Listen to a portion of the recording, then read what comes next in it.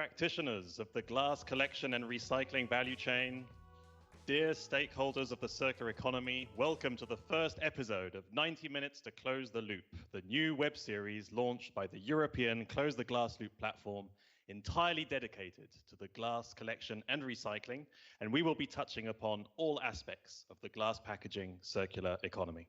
My name is John Paul Judson, and it's a real pleasure to be your host and moderator, not least because I am very much involved as a facilitator for the Close the Glass Loop platform.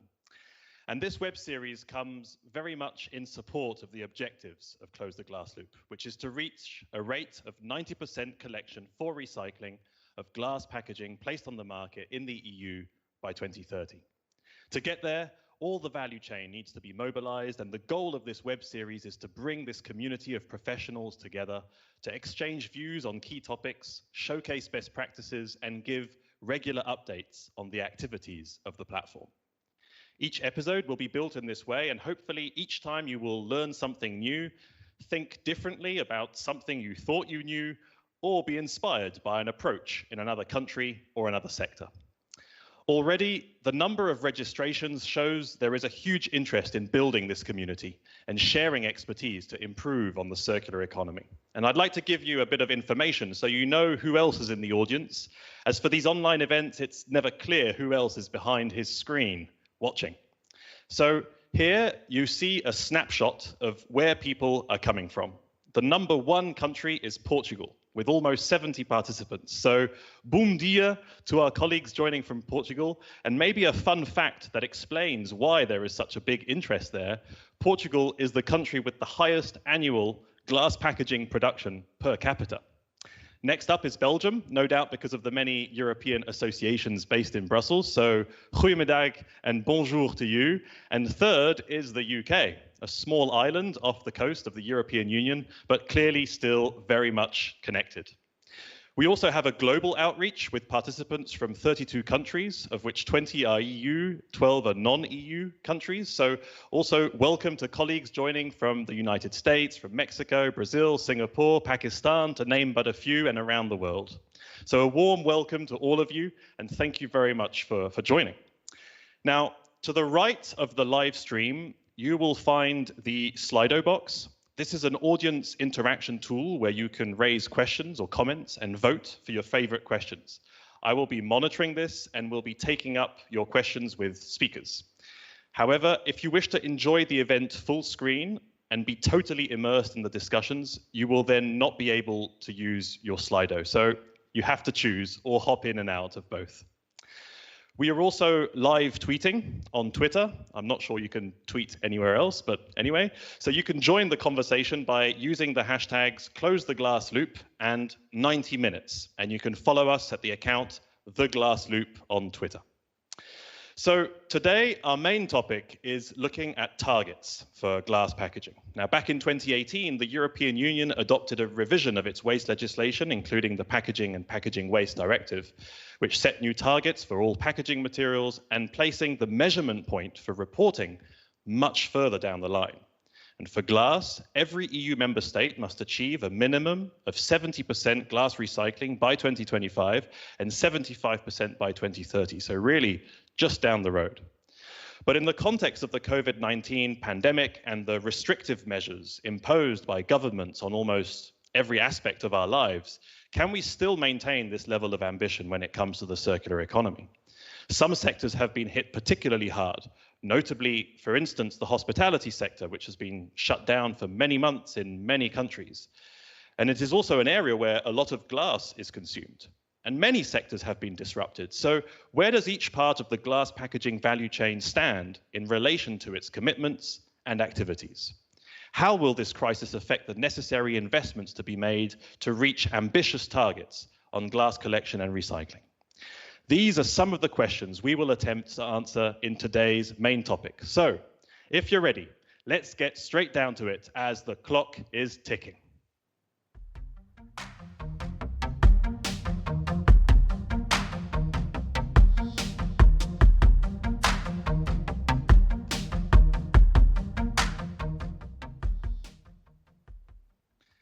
So to introduce our main topic, I am joined by Maja Desgrées du Loup, She is Policy Officer at the European Commission in DG Environment, and she is in charge of the Packaging and Packaging Waste Directive, a single directive, but with many ramifications.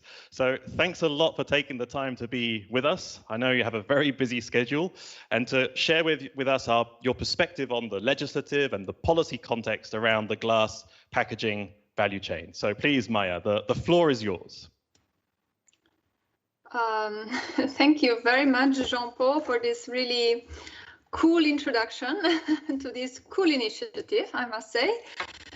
It is one of those initiatives that I must say, if it was not invented by you, we in the Commission would have to invent it, because it is really very much in line with what we want to achieve and what we think is the right approach to achieving it. So really linking and reaching out to the entire value chain and dealing with issues which indeed we consider to be the right issues to tackle for the glass packaging industry. Thank you very much for the initiative, for the workshop, and for all the participants for being here. As Jean-Claude announced, I'm going to present briefly the policy and the legal framework of the packaging legislation that frames the European action, the European legislative environment. So basically, I'm going to talk a little bit, for those who don't know it yet, about Packaging Waste Directive, but then also explain a little bit what is our current mandate to amend the directive, and also where this is coming from. So to explain, the Packaging and Packaging Waste Directive is a directive which has as the main objective to promote the free circulation of goods in European Union, basically. So it is based on the so-called legal basis, which is internal market legal basis from the treaty, as we say it. And the main objective is basically the free flow of goods. But at the same time, we also want to make sure that the production and use and disposal, of course, of packaging does not cause environmental harm. So it has these two double objectives. Then how do we, because it is a directive as a legal instrument, we achieve that basically through something which is called essential requirements for packaging. So these are the conditions that all packaging needs to meet in order to be allowed to be put on the EU market. And these essential requirements are defined in our directive. And the member states, or the countries of the European Union, are not allowed to ban or to stop putting on their national markets the packaging and the packed goods, of course, which complies with these essential requirements. Now, the essential requirements are further detailed in the European harmonized standards.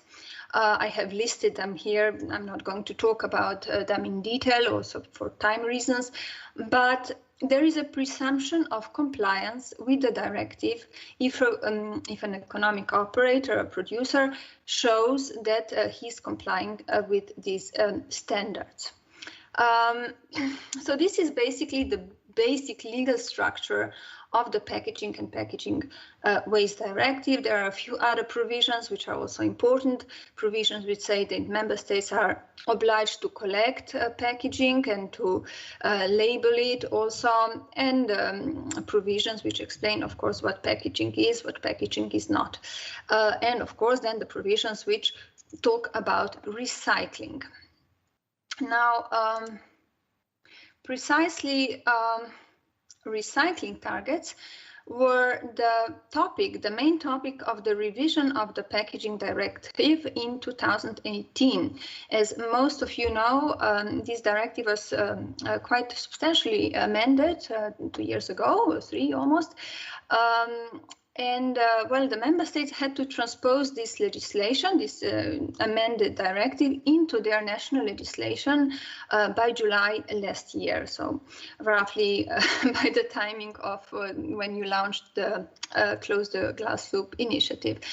Unfortunately, many member states, and we suspect that COVID situation was a bit the cause of that, did not manage to transpose the directive in time to enact national measures which would give force to this European Act.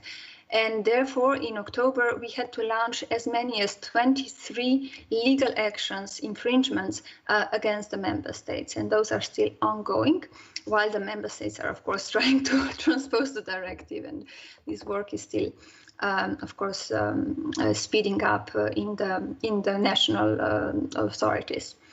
But what were the main topics that are relevant here also for the glass packaging, and which are coming from this amendment in 2018?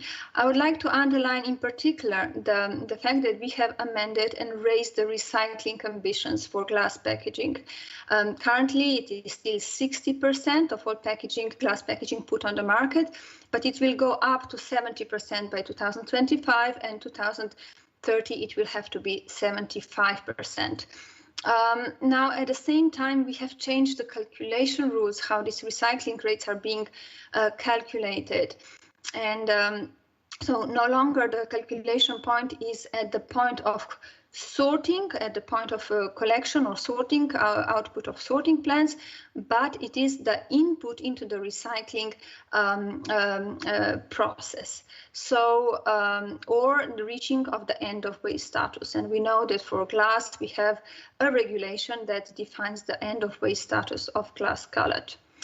At the same time, we have also banned landfilling of separately collected waste, and we know that glass packaging is supposed to be separately collected by the member states. Whether this is happening or not, it's probably the topic of discussions today. So in principle, member states should not be landfilling glass packaging anymore. And we have also put a very kind of ambitious target on landfilling as such of municipal waste. So it's only 10% landfilling by 2035. I would maybe also like to mention that this amendment was very important for the EPR schemes, the extended producer responsibility schemes. Many member states already had them, but now it's obligatory to have EPR schemes for packaging by 2024 at the latest. And there are rules how these schemes are supposed to be operating. And for example, an important rule says that the fees that the producers are paying need to be eco-modulated. So they need to be modulated based on criteria which relate to the recycling, reusability, durability, and so on of products. While we have also reinforced the provisions on packaging waste prevention and reuse. But we feel that this still has to be reinforced in the future. So we went one step further, but not far enough. There is also a provision, which is going to be a bit the topic of my discussion today, a mandate. It was included in the directive for another revision, and this time of the essential requirements, so of the conditions for packaging to be put on the market. Now this, before I go into this topic, I would perhaps like to show you these slides, which are the most recent statistics that we have at the European Union level, as reported by the member states on the generation and recycling of glass. So member states are actually reporting to us 18 months after the end of the reporting period. So we get data, and we are still getting data from the member states for 2018. So they had to report in June 2020 for 2018. Perhaps this is also important because I was mentioning before the calculation rules which have been changed. So these new calculation rules apply already now for year 2020, but we will get the results of this, at least we in the European Commission, the official results, only in June 2022. So these results are basically still results based on the old calculation rules. As we here see, the biggest producers of glass packaging are actually not Portugal, as you said, but it might be related to the fact that I don't know how these figures were obtained and if they are completely. I mean, this is the figures from the official European Statistical Office. The next slide shows the glass recycling percentage and shows that basically there are still some huge variations between the member states, that overall in Europe we are achieving high recycling rates for glass. We are already in compliance, let's say, at least with 2030 recycling rate targets, at least based on the old calculation rules, as I said, because these are figures gathered on the old calculation rules. But there are still some countries which are not there yet, and this will have to change. Well, here the figure is not well, I don't know, somehow because of the internet, maybe because of that the connection, it's not the full line, but normally it is. So here we see how this evolution of generation of packaging and recycling when basically are coordinated, are following each other. There is a slight increase of both in the period from 2015 onwards. This shows a more detailed. So we see here again, indeed, that the EU average is reaching almost 76%, which is the target for 2030. Now, I would like to move from this state of play, which was the regulatory framework and the statistical data that we have, to the more policy debate and the policy framework. Almost 1 year ago, so in March last year, we adopted in the European Commission the so-called Circular Economy Action Plan, the new Circular Economy Action Plan, because there was already one in 2015. And this plan, so basically the idea is it is taken, it's one of the key initiatives also under the Green Deal, which has as an objective to achieve climate neutrality, but at the same time, and stopping the biodiversity loss, but to do that also through growth, through sustainable growth, which is a kind of answer in how we can achieve these basic objectives. Now,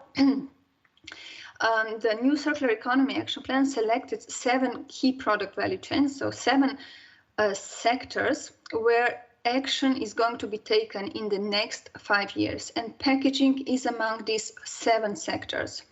And as regards packaging, the CAP, as we call it, Circular Economy Action Plan, envisages the revision of the essential requirements for packaging in order to ensure that by 2030, all packaging that we are putting on the market is either reusable or recyclable.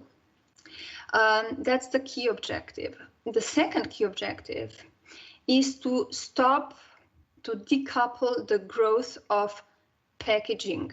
Packaging and packaging waste, currently it's a bit the same thing because we are measuring packaging waste also based on packaging placed on the market.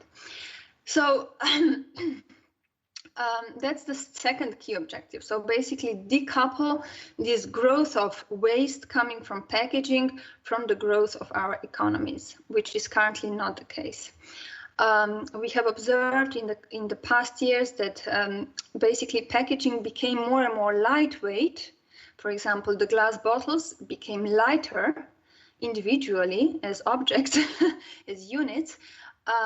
But this did not prevent the growth of glass packaging waste.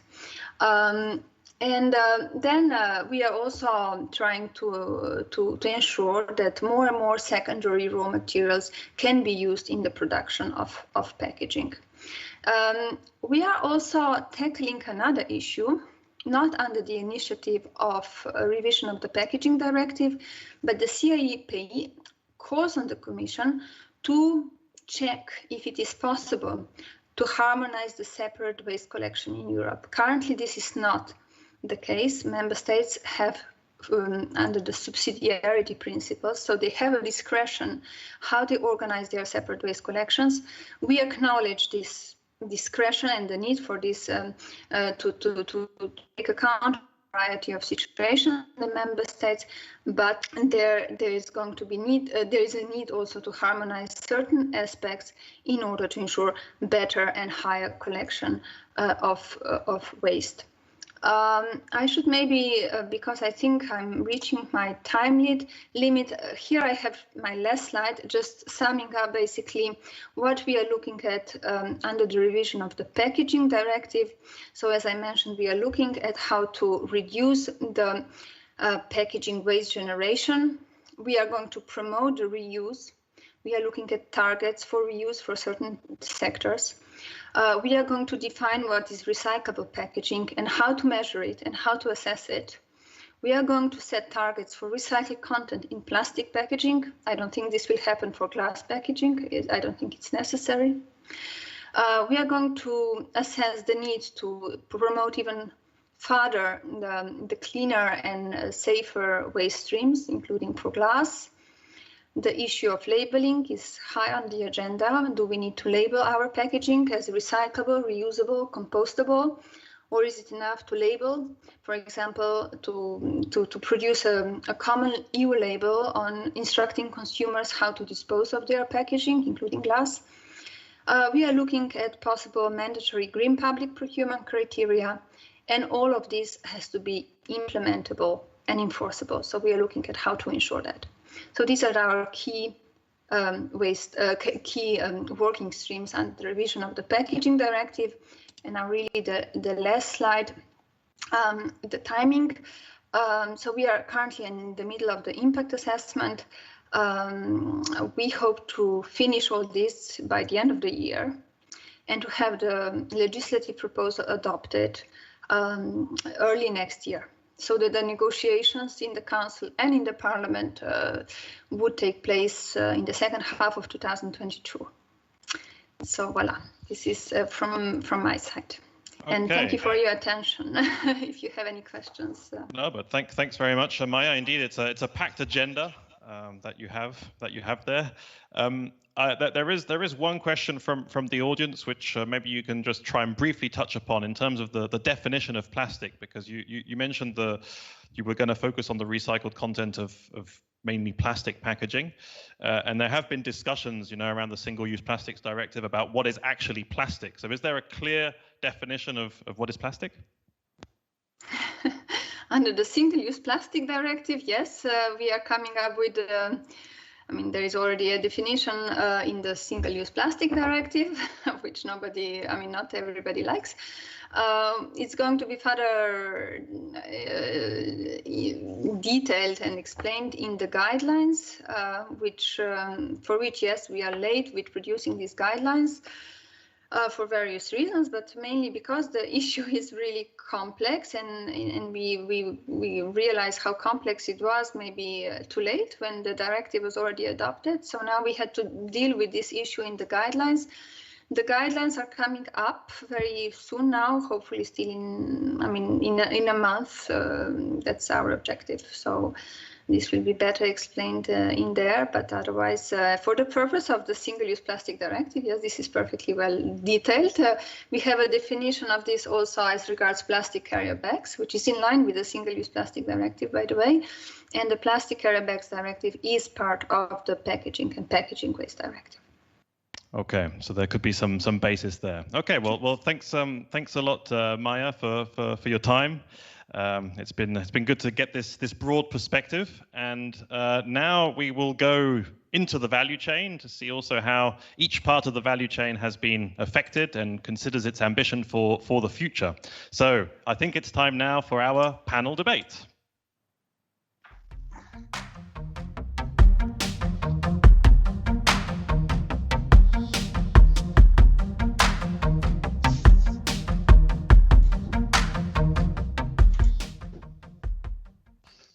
So for the panel debate, I am joined by a good representation of the glass packaging value chain.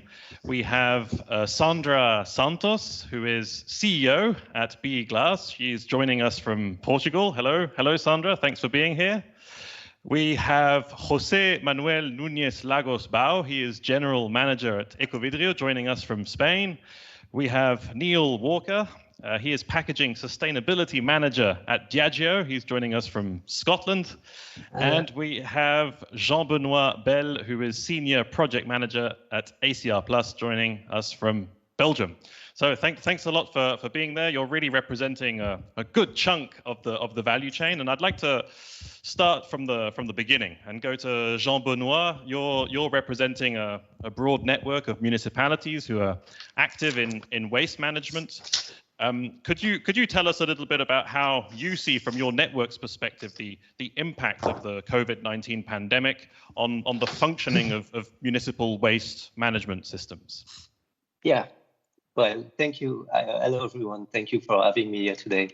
Well, ACR Plus has been collecting information and data on the impact of the COVID-19 pandemic, mostly for the first semester.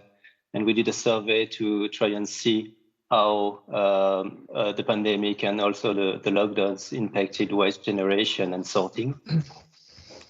And there's different trends depending on the location, but there's also common trends. And the main one is really the drop of commercial waste collected with municipal waste, with the closing of commercial activities, restaurants, etc. There have been a sharp decrease of commercial waste, and it translated into a sharp decrease also, or a small decrease of municipal waste as a whole. Household waste kind of increased, but not in the same proportion usually. And when it comes to composition, it's a bit difficult right now to say. The main trend is really on cardboard, because with the explosion of online delivery, there have been way more cardboard collected. We know also on personal protection equipment, but that's not something we can see on data because it's quite light. Regarding the organization of municipal services, there have been different disruption, and mostly local authorities have been implementing safety measures that have been different from one place to another. So can be a specific collection route for COVID-19 contaminated households, or interruption of separation for where there are COVID-19 cases. But mostly there are also reorganization of resources among the services, meaning that there's a shortage of staff, for instance. And so some collection frequencies have been lowered, or like services like on-demand collection has been stopped at some point. What we saw also on performances is that they could most of the local authorities could keep recycling high, actually, or at least increase or stabilize sorting. The only cases is where separate collection was disrupted, like in places where they could not keep the frequency of separate collection, then the quantities drop. But otherwise, we could see stabilization, even increase in many cases of sorting performances. So people kept their sorting habits, and municipalities for most of the time could keep the service running. Maybe one other impact is on bulky waste, mainly with the closing of civic community sites and on-demand collection. There've been an increase of light tipping in many municipalities. And when it comes to glass, we've got not too many feedback, but different feedback. In some cases, there have been an increased consumption of glass from households. But overall, what we can see is a decrease of collected quantities, mostly linked with the closure of the hospitality sector, especially in touristic places or in places where the hospitality sector is a huge generator of glass.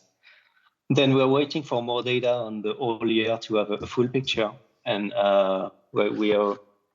we start to see some results that goes into the same direction. And one open question right now is really the impact on the public finances, or how it will impact local and regional authorities in terms of money, because there have been lots of subsidies. And so that's one of the factors of this crisis on local authorities. Yeah, indeed. Like the level of priority that will be given still to waste management when local authorities have many other areas that they need to support and invest in. Mm-hmm. Okay, that's a clear overview. As we are closing the loop, I propose to go straight to the other end of the loop and to go to Portugal with Sandra. So you're heading a big glass manufacturer. How have you witnessed this pandemic, this crisis? Has it affected glass manufacturing in any way? And in particular, maybe some thoughts on how it has affected the balance in the market between, consumed glass that becomes also a resource then for the glass industry as recyclable glass. Good afternoon, Jean-Paul, and to all of you. Well, it's still affecting, right? Because the pandemic is still here. Well, we have different behaviors. First of all, the consumption of glass decreased as an overall,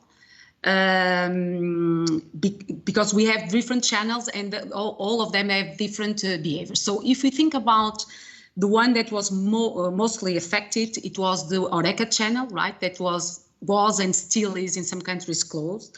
So the consumption of glass through the HoReCa decreased a lot, as you can imagine. On the other way, the retailer, the consumption or the purchase of glass in the retailers increased substantially, and people at home is consuming more glass than they were consuming before the pandemic.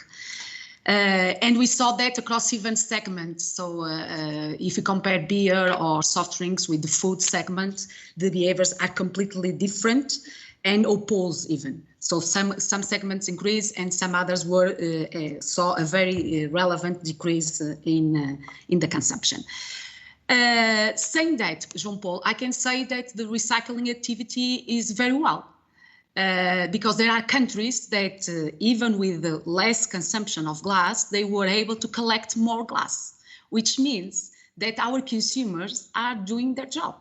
So it's unbelievable that even in Portugal, where the glass consumption was pretty affected, because we have a lot of glass that is consumed in hotels, related to tourism and people that visit us, that disappear. Even so, people at home is recycling much more. And I imagine that José and Manuel will talk about Spain, the case of Spain also. So there are very good examples of that demonstrate that the recycling activity is very well. That's the truth. Okay, so that's also good news then for the glass industry that can collect more glass into the furnaces. And I suppose that maybe going to the bottle bank to put the bottles is a way to get out of the house as well. In one of the few reasons that you would be allowed to leave the house these days. Niall, we mentioned a lot the HoReCa sector. You're working for Diageo. I imagine that's a big part also of your market.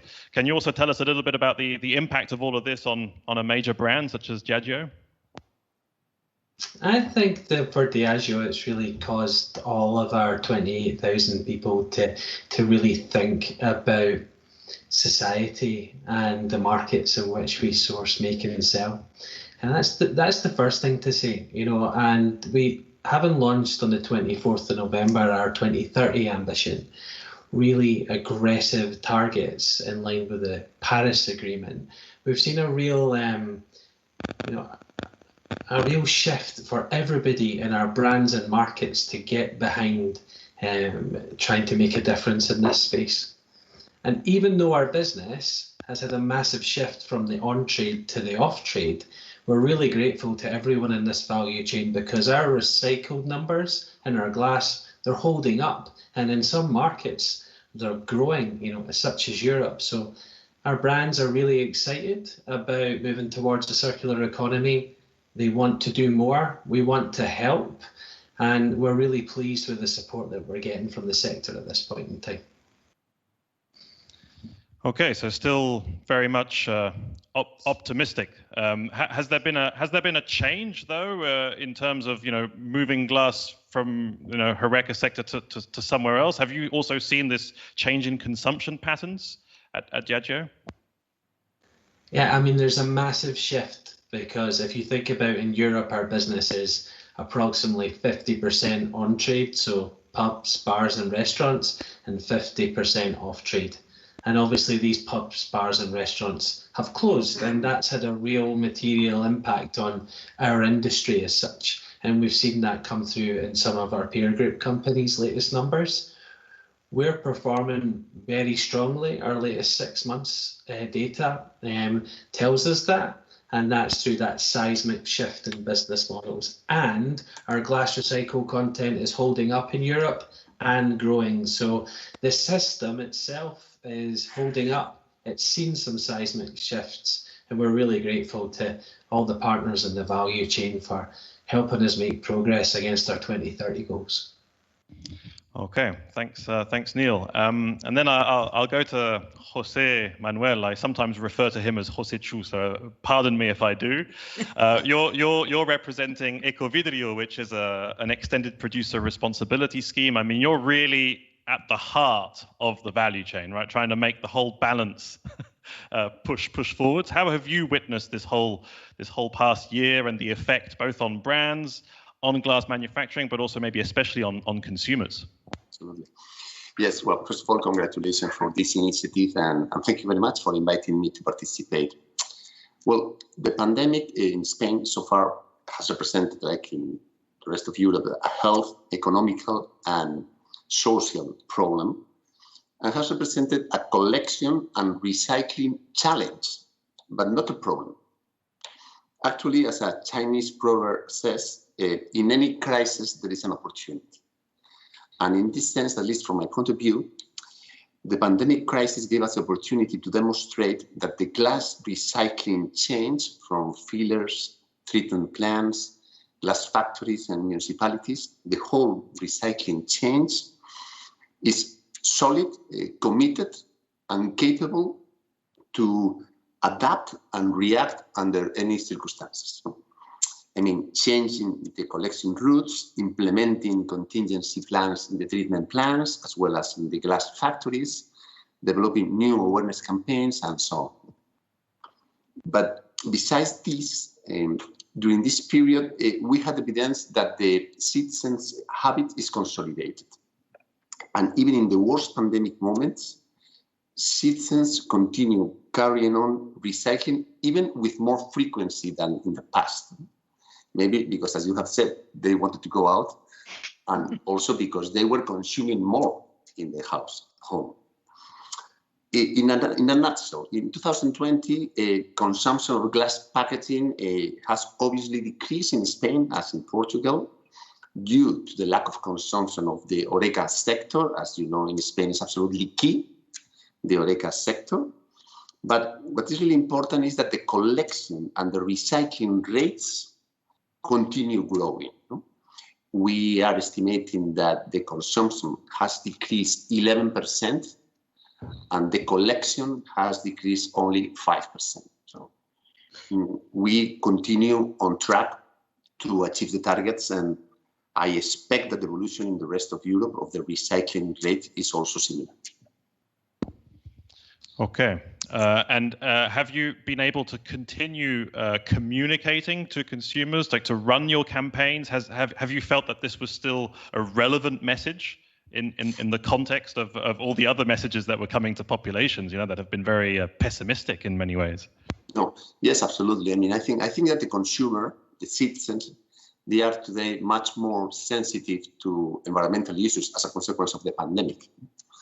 But yes, we have been adapting our commercial plans to the different situations that we have been living during the worst moments of the pandemic.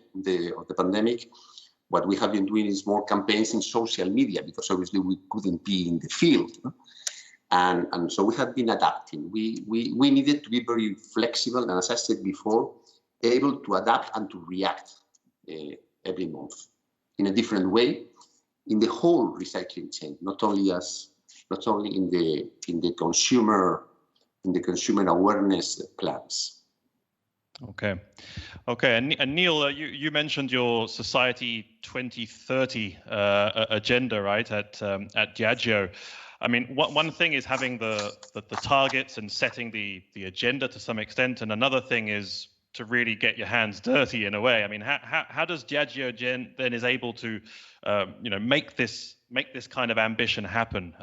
You would typically be part of an organization such as Ecovidrio in Spain, I would imagine. Can you reflect a little bit on some of the more practical operational strategies that you have as Diageo to reach your targets on sustainable packaging?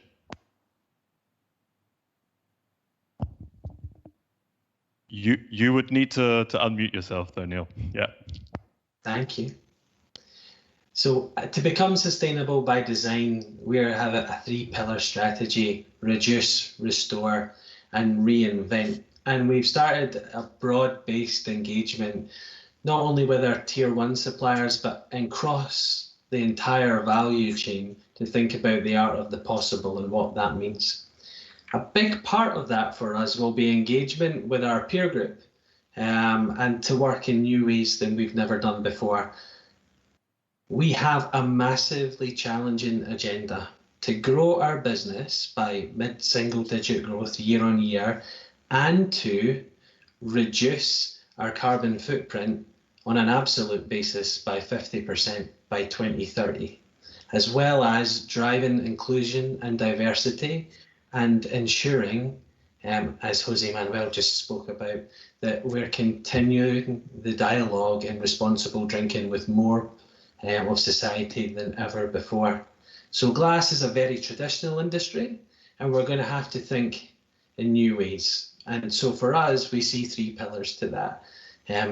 For glass, reduce, continue lightweighting, restore, maximizing the potency of not only recycled materials, but renewable energies. And then in reinvent, we see 2 clear pathways. The first one is the new technologies that are on the table from the likes of the FEVE furnace of the future and Glass Futures in the UK. And then the last reinvent, which our colleague Maja spoke about earlier from EU level, is for us to think about new business models, new routes to market, and to scale up reuse, which is something that we're just at the start of being able to assess. Okay, so maybe Sandra, a reaction to that. I imagine in discussions with brands, there will be some of this coming through. What is the kind of response then from the glass industry? Are you so traditional, or are you on a track for change? Well, I agree with Niall. This industry is very traditional, so we need to be a little bit more even pragmatic on the things. I think the industry did large steps in the last 2-3 years, particularly being less conservative, and is moving forward to find solutions not only for the circular economy, but also for the decarbonization of the economy, the planet. So, in going to the furnace of future that Niall referred, this is one of the examples. The industry was debating for many, many years in the past about creating an electrical furnace, so avoiding the use of fuel and natural gas. So now it's natural gas. And the debate was about the technical possibility of doing and also the economical consequences of using electricity. Of course, it's much more expensive to use electricity, but 2 years ago, the industry decided that the economic perspective should not be a constraint to develop technology. So we believe that, first of all, we need to develop the technology, we need to find the technical solution, and then the economical solution will come, particularly because all of us, we know that electrification of the industry is a must, so will not happen only in the glass, will happen in all the industries. And so also the production of electricity will be increased in the world, so will be cheaper in the future for sure. So this is the kind, I imagine, conservative perspective that Niall is referring, that the industry was very conservative and taking some steps, always thinking on the economic or even technical consequences, and we decided that we should remove it. And we should starting to develop technology, and that's what we are doing, and we'll find a solution for sure. And maybe just a word also then on recycling and the role of uptaking recycled glass into furnaces. Is the industry still committed to incorporating more recycled glass? I mean, is there any kind of limit there or any issues? Jean-Paul, we love to recycle. It's our life, you know, it's our life. I think the ones that know the industry, it's our life. We will use all the glass that is available. We dream with the moment that we'll have 90% of our raw materials as recyclable raw materials. So we don't use more because we don't have it. That's the truth. Well, countries like Portugal that produce much more than they consume, we import recycled glass from other countries because we don't have it inside.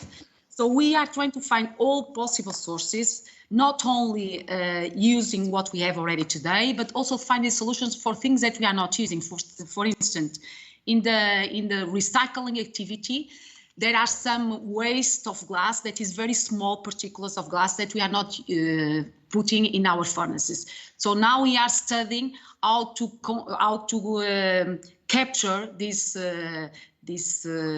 amount of glass that is there, very thin, that we call fines, in order to bring those fines or that glass to our furnace. So we are continuously working in a way to find solutions to use more glass in our. There is no technical constraint on using recycled glass in our furnace. We will use the maximum that we can. Okay, and all this must be based on a major collection infrastructure that allows glass to be collected. I'd like to get a few reflections from José, Manuel, and Jean-Benoît on that. Maybe I can start with José Chu. You've invested massively, I think, in Spain in the bottle bank system. It seems to have worked. I mean, the figures are going up. Is that something that you consider to be also a priority for the future, or do you see any trends that might move you away from that infrastructure that you've built? Okay, well, we will try to do our best to try to satisfy Sandra's needs. Thank you. And in that sense, we have developed a new strategic plan based on the bottle banks. Yes, that has based on the bottle banks model that has proven successful, but adapting the implementation to each municipality characteristics. In some of them, we will do it with curbside containers, in some others with door-to-door, in some others introducing some specific containers for the HoReCa sector. So, to be very honest, rather than harmonizing the separate glass collection, our trend is to try to develop specific plans for each municipality. Besides that, we are following the strategic lines that have proven successful. Monomaterial collection, intensive awareness campaigns, versatile plans in the HoReCa sector, and so on. But at the same time, we plan mainly three things. The first one is to take advantage of the digital technologies to improve the collection service, the quality of the glass collected, to get more and more reliable data and to be able to do better analysis, and to reduce the cost and obviously optimize the recycling. The second thing that we plan to do is to reinforce the sustainability criteria in all our plans. We understand that we have to be effective, that we have to be efficient, but we also have to be more sustainable in the future. And the third thing that we aim is to have a more leadership position role in promoting prevention plans to reduce waste and to improve the recyclability among the whole recycling chain. Those are the three key improvements in our plans. Okay, and maybe also a reaction then from Jean-Benoît on this harmonization of separate collection versus more adapted, tailor-made solutions. How are municipalities seeing this European initiative around harmonization? Well, I think harmonization, we should be clear about what we should harmonize. I think something that is confusing for citizens is how different what is supposed to be separated is from one place to another. Meaning, like in some places you have to commingle everything, in some other places you can sort all plastic packaging and not in other places. So as far as we know, trying to harmonize how we ask people to separate their waste is important, but then how it is collected, it's important there to adapt to the local specificities. As the previous speaker said, in some places, bottle banks are really great. You've got space to do that. You can implement as much as you want. Some other places, door-to-door system might work better. So on that, we don't really call for doing all the same everywhere. We just say that sorting guidelines should be the same from one place to another in terms of what you should separate, but then collection should be adapted to the local specificity. And maybe also a reaction from you on the change in the way that these rates will be reported, because until now it's been about collection for recycling. So let's say the measurement point has been relatively close to the point at municipal waste collection, and now it's going to be further, and it really has to prove that your material has been effectively recycled. How do municipalities see that? Because you lose a little bit of, I guess, vision on where the material goes. So at the end of the day, it's where the material was collected that counts also in terms of the reporting in the end. Yep. So maybe a reflection on that as well. Well, it's a bit early to say because, as it was mentioned during the first presentation, regional and national authorities are starting to report using the new calculation methods. So right now, the main issue is for them to track the waste and see how they can calculate with the new recycling point. For municipalities, I think that we don't really see the impact right now, but as we've got the new calculation, the new performances, then it will probably change the way performances are seen. And we believe that it will push the topic of quality, because right now municipalities are really looking at collection rates, quantities, but not so much at quality, and it will open up to this topic. And then we hope that it also helps municipalities align with the rest of the value chain, because right now it's still very closed, like everyone is doing a bit his part, but not really talking to the others. And really hope that it will help more transparency, more transversal exchanges like what we are doing today. And that at the end of the day, we can really change and modify and adapt collection system so that the requirements of the recycling sector is better taken into account. Okay, I see that there's a very active audience, so I'm going to try and bring in a couple of questions there from the audience. There's a first one. I don't know how much all of you know about the Ecovidrio model that I'm sure José Chu knows very well about the Ecovidrio, but I hope the others do. There's one question which is, how replicable is that model in other countries? So basically, let's say a model that is largely based on bottle banks, and also organizing collection for municipalities to some extent. How much is that replicable in other countries, even say as close as Portugal or in others? Maybe a first reaction from Sandra, because BA, I understand, is active in a number of countries across Europe. Would you imagine that model being replicable? Well, first of all, we have the same model in Portugal. There are countries where we don't have it, like Poland or Bulgaria, Greece. Jean-Paul, the answer is yes, of course it can. For the ones that don't have it, it will take some time, of course. For the ones that already have, like Portugal is not a very good student. The collection rate is very low, it's 50%. So we need to grow our collection rate, but we have conditions to do. Of course, to do that is just not about awareness, creating awareness, recycling awareness, is also to create the infrastructures like in Spain. So as José Manuel was explaining, in Spain there has been a big investment on bottle banks and on treatment facilities. By the way, BA was on one of the firsts in 2000 that had our own treatment facility in Portugal. And then we also extended to Spain. So there are some investments to be done, but it's possible and it's recommendable. So it's possible to do it, of course it is. Maybe a quick reaction from Niall as well.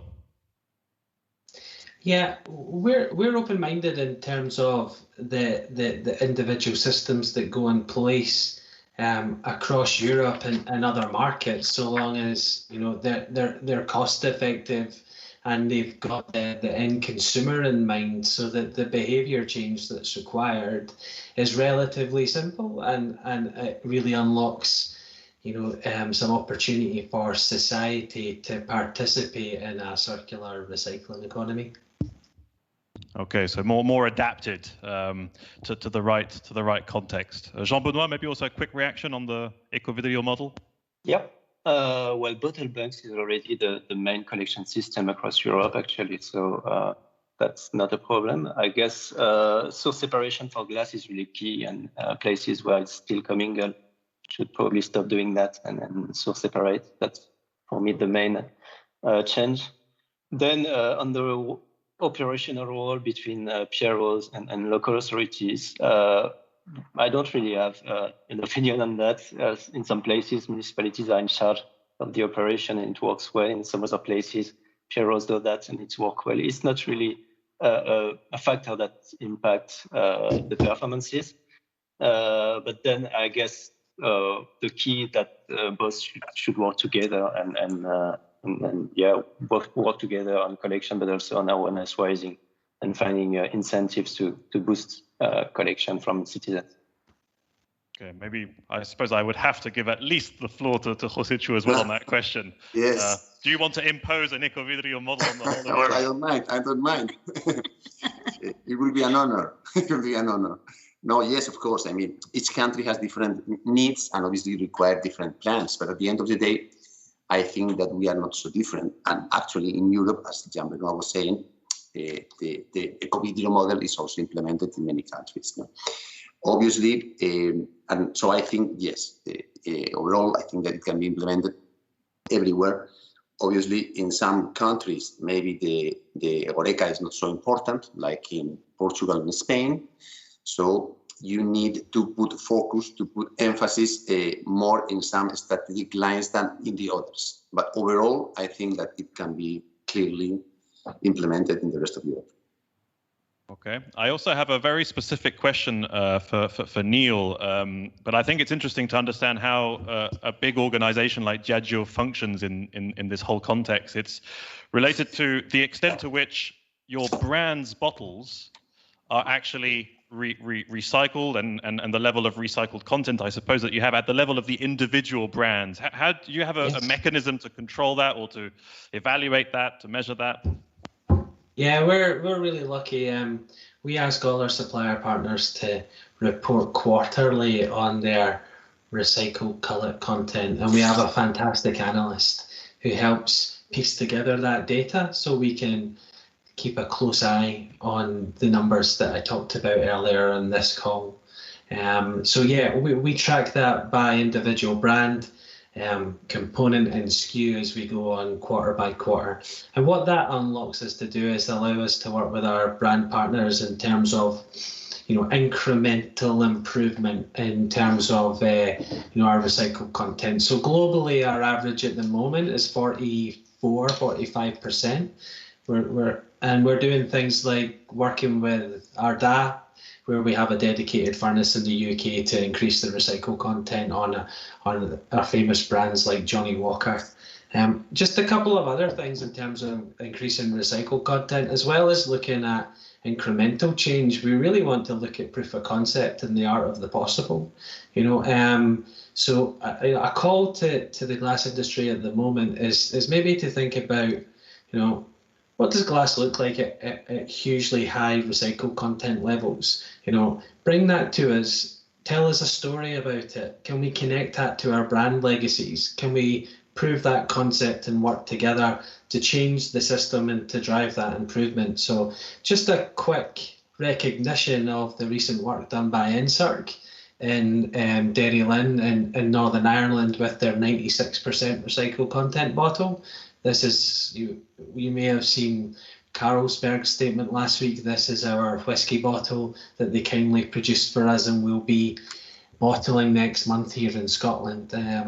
That's a real example of bold innovation to drive the recycled content, to use a waste-based bioenergy, and fantastic leadership by that organisation to really start to make a step change as we move towards 2030.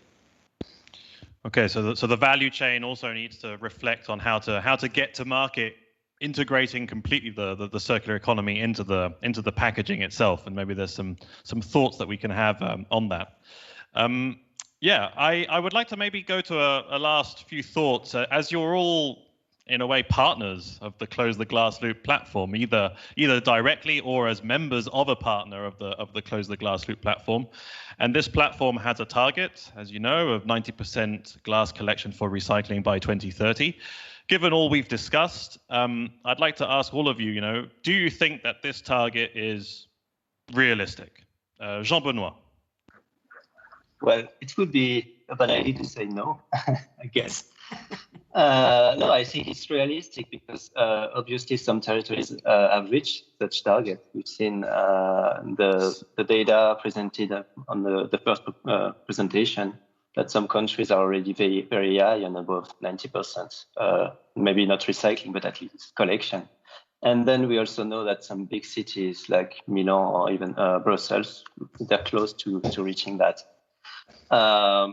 But it will be very challenging because it's something to go from, let's say, 50% to 60%, but going from 80% to 90% is even more challenging because then you need to get the glass from challenging population or areas or sectors like dense cities, like the tourists, the commuters, low-income areas.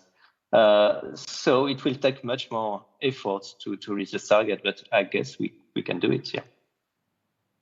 Okay, José Manuel, if I just may add to that a question also from the audience that you might want to try and include in your answer.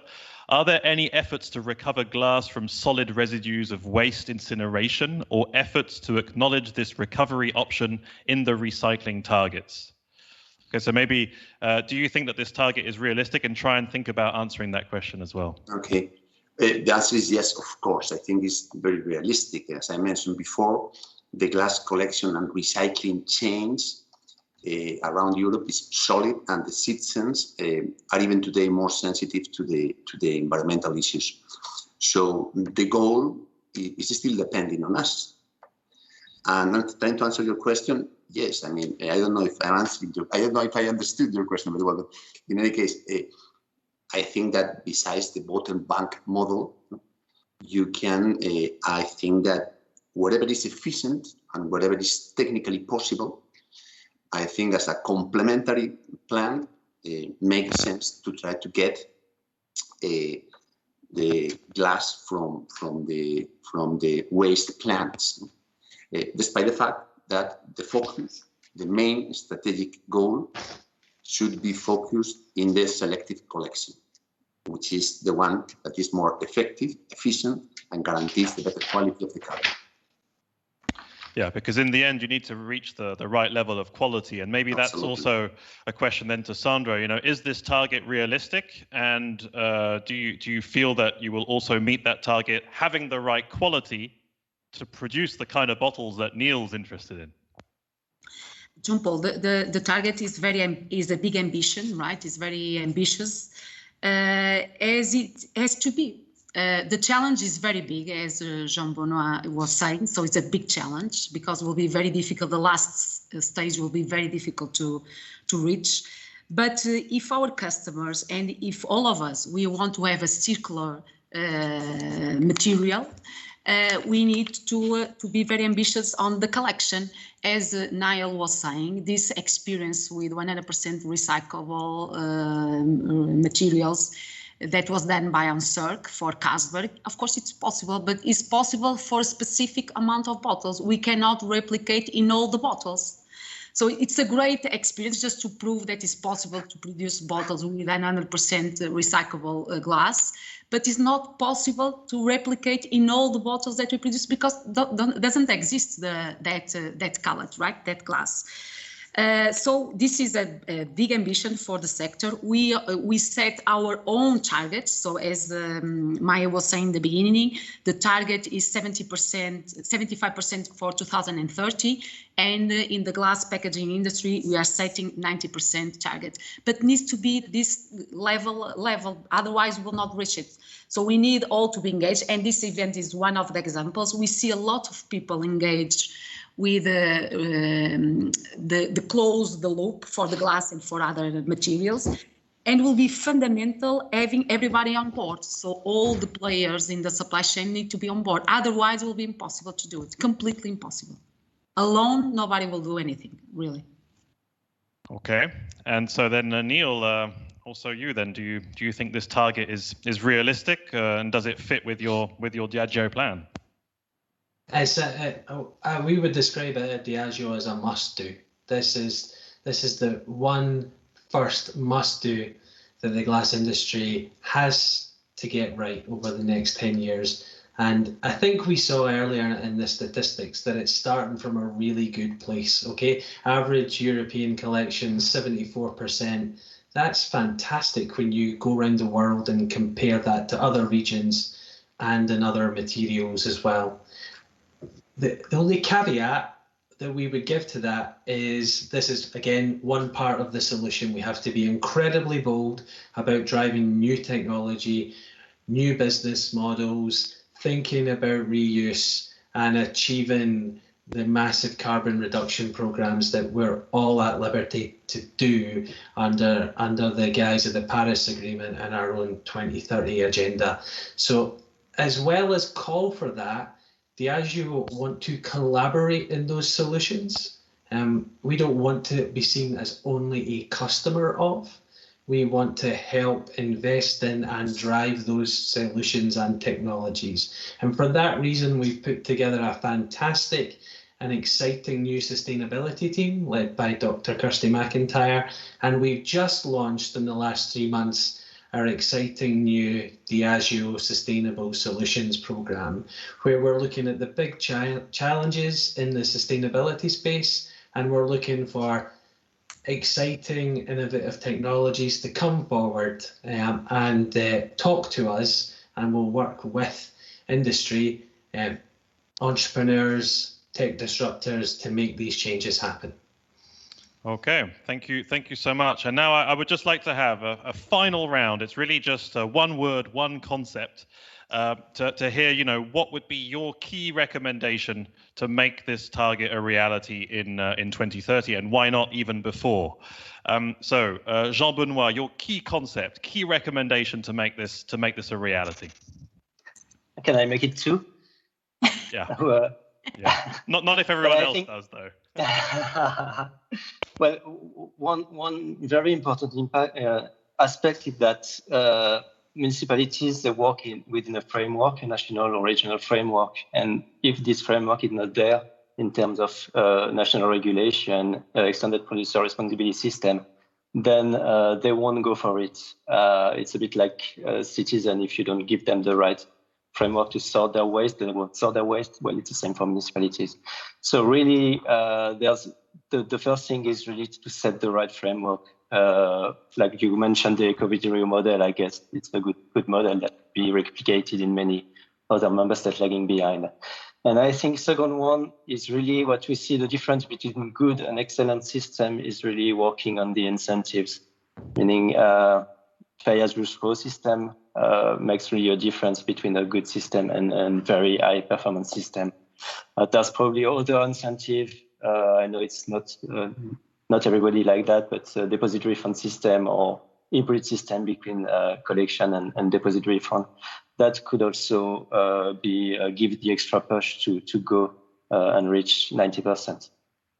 Okay, the right framework conditions and thinking about incentives. So thanks a lot, Jean-Benoît. You were a great panelist. Thanks for having taken the time. Thank you. José Chu, as he mentioned, Ecovidrio. Over to you. The answer is not easy, as I said before, because each country has different needs and requires different plans. But we have to say a couple of recommendations. The first one for me is to take advantage of the digital technologies in all areas and in the whole recycling chain. Digital technologies are going to be key for the future. And the second one is to continue supporting this platform, because we need to help each other, and this platform can help us in this. So let me end saying once again, congratulations for this initiative. Okay, highlighting the platform. That's great. Thanks so much, José Chu, for having taken the time. You were a great panelist. Over to Niall. Yeah, I just wanted to finish by saying thanks for everybody for creating today's event and the hundreds of people who've made it on. I think that shows that real spirit of progress that we at Diageo are looking for. This is the decade of collaboration, and we do not want to sit at the say front end of this value chain and demand. We're looking for bold and bright ideas to collaborate broadly and to help drive change across society. So thank you very much. Okay, decade of collaboration. That actually sounds a bit more optimistic somehow than the decade of vaccines that we hear a lot about. Okay, and then we move over to Sandra for the final word. Well, I have two requests.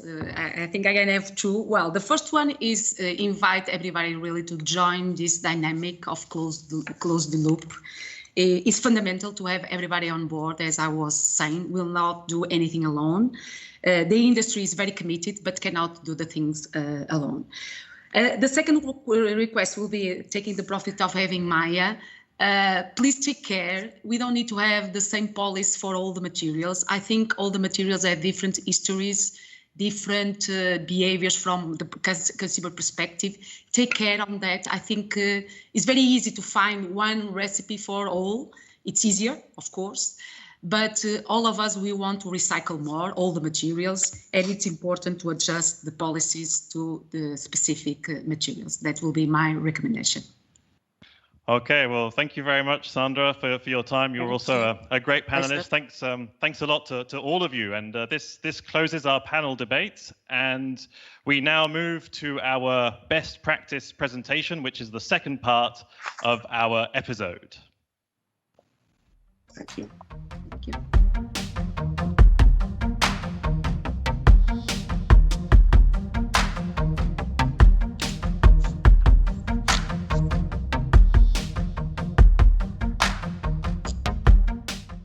So we're back for the best practice presentation. In each episode, we want to make sure that we showcase also some examples from the glass collection and recycling value chain. And this time I am joined by Bianca Lambrechts. She is manager for sales and sourcing at the Maltha Group, and she will be telling us about the magic of glass powder. Sandra somehow referred to it already during the panel debate. So please, Bianca, tell us all about glass powder and how it can further close the glass loop. Thank you very much, Jean-Paul. My name is Bianca Lambrechts, and I would like to present this afternoon to you a best practice that we consider as a very valuable solution and a proven technology to further close the glass loop, and it's called glass powder. First, I would like to briefly introduce Maltha as a company. Maltha Group is one of the bigger glass recycling companies in Europe. We are active in 5 different European countries and with 8 different locations. We recycle over 1.3 million tons of glass each year, and we are a joint venture. So 1/3 of our shares is owned by OI. And 2/3 by Renewi. Renewi is a waste management company, which is mainly based in the UK and in the Benelux. In 4 of our locations, we are able to supply glass powder to our customers. Glass powder is a solution for a problem that occurs during our recycling process. So if you look at glass recycling, it's in fact quite simple. We need to remove the non-target, non-glass materials from the glass waste. So then you have to think about metals, paper, plastics, and organics, and also the ceramics, stone, and porcelain, shortly called CSP. And removing this CSP is, I think, our biggest challenge in glass recycling. And this is technically only possible from the bigger cullet. So that means everything above 3 to 10 millimeters. And that's a bit depending on the type of recycling process that you have in place. So above 3 millimeters for the more advanced processes and above 10 millimeters for the more conventional processes. So as the CSP cannot be removed from these fines, the glass waste has to be sieved off to remove this fine glass fraction, so below 3 to 10 millimeters, and in that way create a higher quality of recycled glass. So the fine glass fraction should in this case be lost for glass recycling. And this is then the moment that glass powder comes in place. And this is a solution to use these fines. Because with these fines, what we first do is we clean up the fines. So we take out the metals, the plastics, the paper, and the organics. The CSP cannot be removed, but when we crush these fine fraction into a grain size below 0.8 or max 1 millimeter, then it's turned into glass powder. And as the CSP particles that are still in this glass powder dissolve in the melting pot, this glass powder can be used as recycled glass in glass furnaces. We consider it important to have such a solution in place for a number of reasons. First of all, of course, the presence of ceramic, stone, and porcelain in glass waste. The second one is that we see an increase of the fine glass fraction in glass waste. First of all, due to collection systems using compacting trucks to decrease cost for collection, but also more advanced logistics via transfer stations cause more breakage. And also glass packaging design, thinner bottles cause more breakage. Furthermore, we see an increase of the requested quality of recycled glass. A lower level of contamination is allowed, but also a lower level of fine fraction. And the last one is also due to the recycling process. The more advanced processes use dryers to create a dry fraction, which is easier to sort. But this drying also causes more fine fraction. So that means more fine fraction to sieve off, and more glass waste is lost for recycling.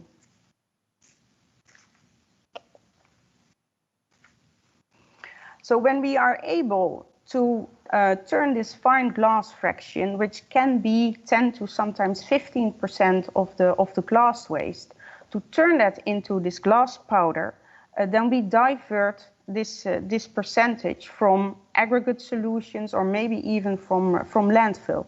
And it is turned into a furnace-ready cullet, which is suitable for the glass furnaces. And to show you that this is, in fact, a proven technology, and I was happy that Sandra was already mentioning the fines and the usage of fines, I would like to present you our figures on a yearly basis. Only the Maltha Group already supplies more than 100,000 tons of this glass powder to our customers. And as all recycling processes, this process is under continuous improvement and development to further increase the quality of the material and therefore also to increase the intake.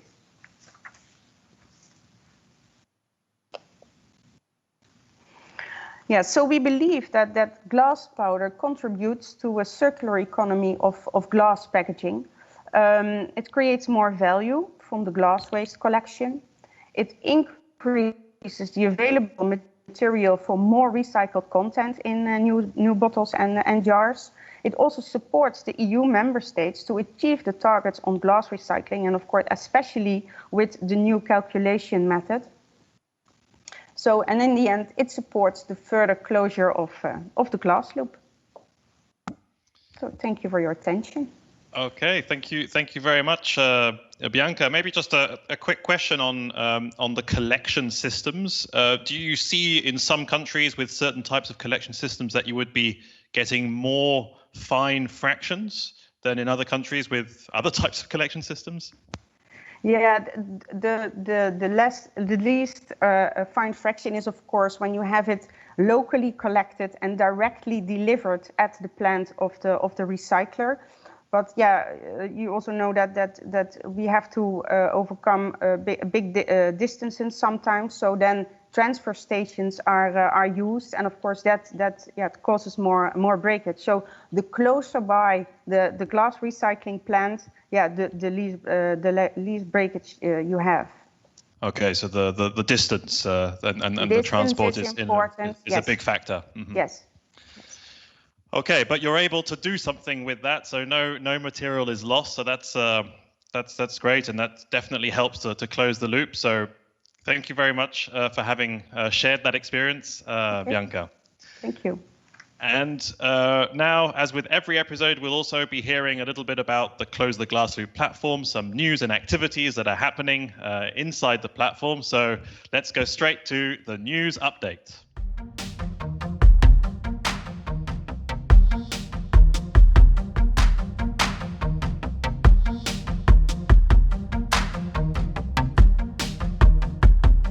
So I am joined by Vanessa Chesnot. She is Product Policy Manager at FEVE, the European Container Glass Federation, and also extremely active inside the Close the Glass Loop platform as the key coordinator as well. So hello, Vanessa.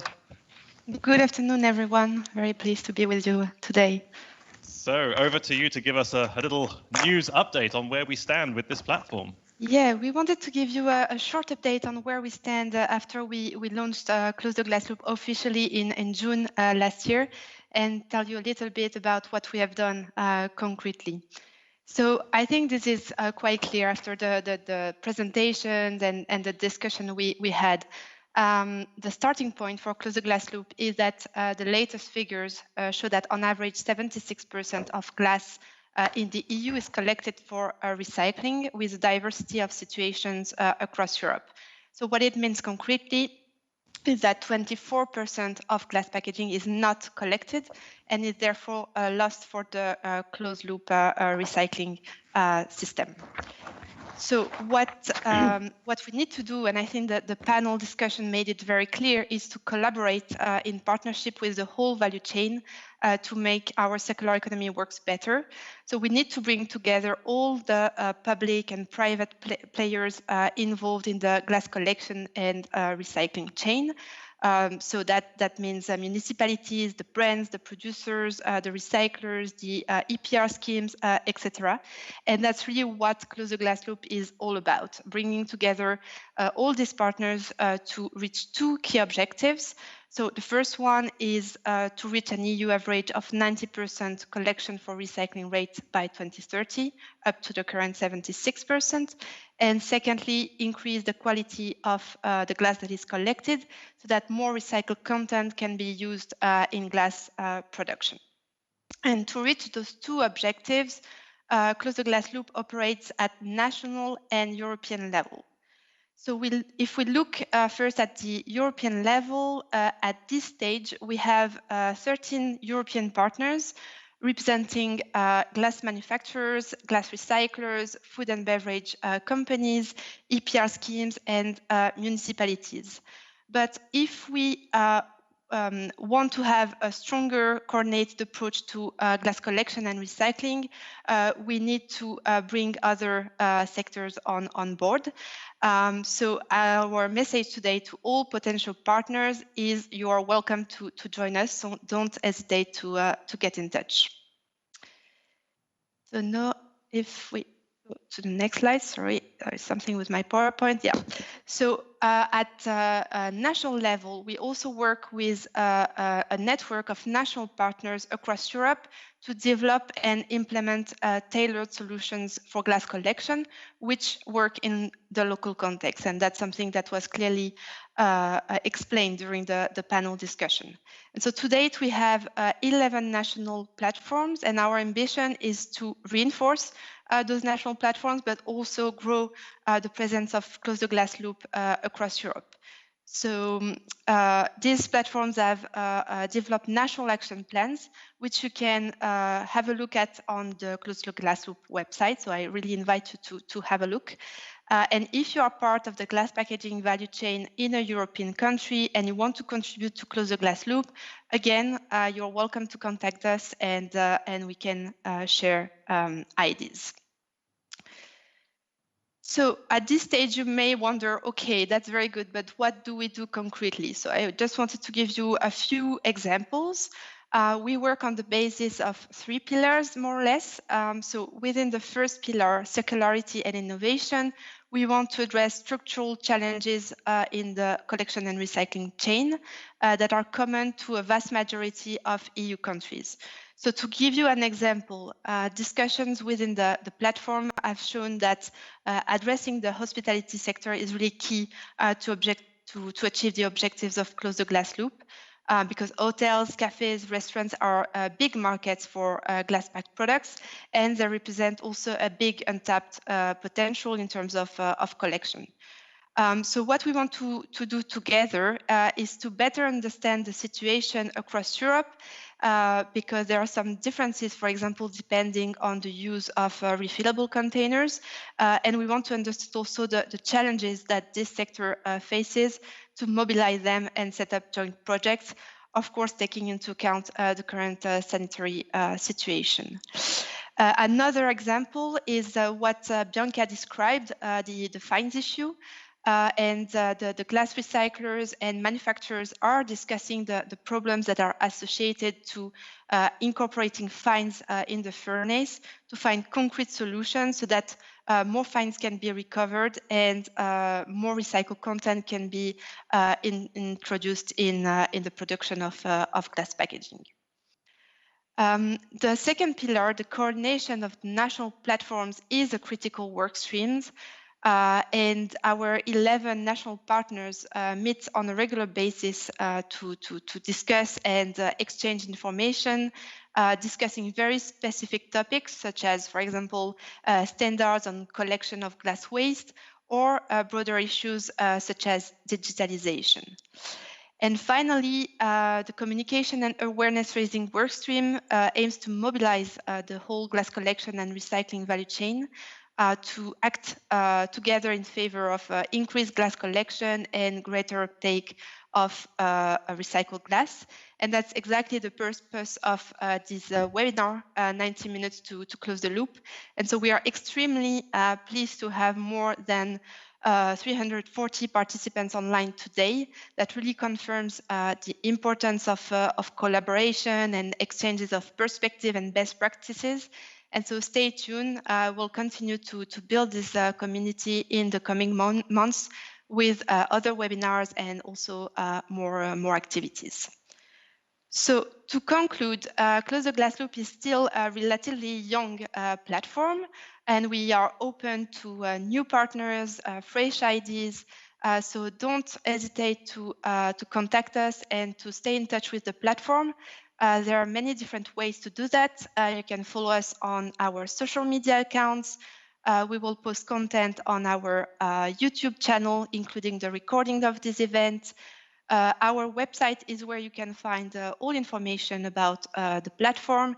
And if you have any questions or want to discuss with us, you can contact us at info@closetheglassloop.eu. So thank you very much for your attention, and looking forward to the development of the platform altogether. Thank you so much, Vanessa. And we're really wrapping up here on the dot. So I think we will close as we promised that this would be 90 minutes to close the loop. So let's not go a minute further. I would just like to thank, well, first of all, Vanessa, because she's very key in the development of this whole platform. I would also like to thank the communications team of Close the Glass Loop that helped build and create this concept for 90 minutes to close the loop. I also see the question from the audience around the slides, and yes, we will make the slides available on the website of Close the Glass Loop. We will be sending you an email also requesting feedback to try and see how we can improve with this web series. So please also respond to that, because that's always extremely helpful. I hope you enjoyed this first episode and that you will be part of the next ones. And let me then just give you the next date for the next episode, which I hope that you will be attending in April on the 28th. From 2 p.m. to 3:30 p.m. That's our date.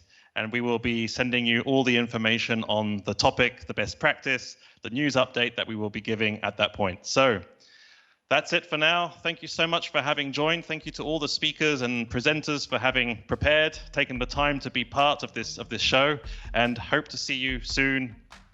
Bye-bye.